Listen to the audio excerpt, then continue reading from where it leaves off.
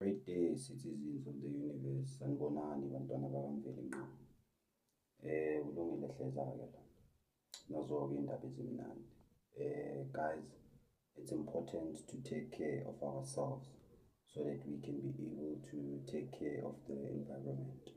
And ngicela guys, be careful for our destiny swappers.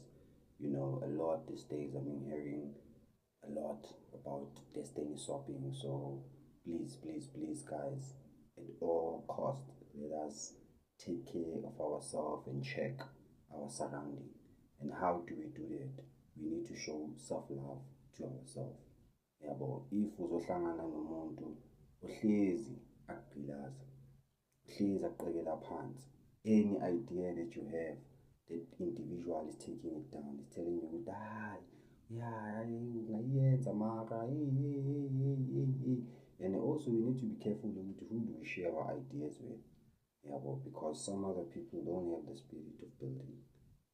Because a person who has a spirit of building, uzobona ngayo, uzobona the way I communicate ngakhona, the way I treat ngakhona, the environment. Many people are operating from the space of envy. And I understand ukuthi envy izalwa yini, izalwa lack.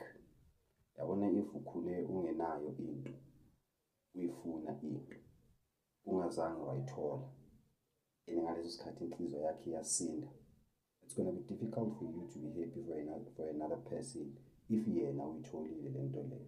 Instead of embracing and looking for collaboration, people will choose to collaborate in order to take you down than to build with you. So bantwana basemhlabeni, let us love ourselves so that we can take care of the environment. Konke esikufunayo kuzoyenzeka, kuyayenzeka. Konke okubi okufisekile ngathi abantwana bakho Mvelinqangi sokuqhaqhekile manje. Isambulelo sakho asinethe kunangaphakade. Wonke umuntu akazazi ukuthi ubani. Wonke umuntu akakuthole konke lokaze ngake emhlabeni.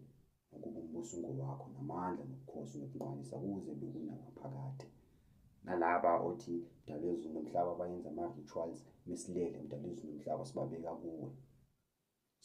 kuwe ukuthi konke abakukhulumayo bonisa ubukhulu bakho ngathi thina abantwana bakho.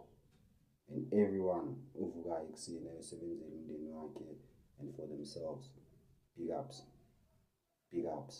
because I've also realized something ukuthi everything we do emhlabeni, we do it for ourselves. Even though you can do something for somebody else, but at the end of the day, you're doing it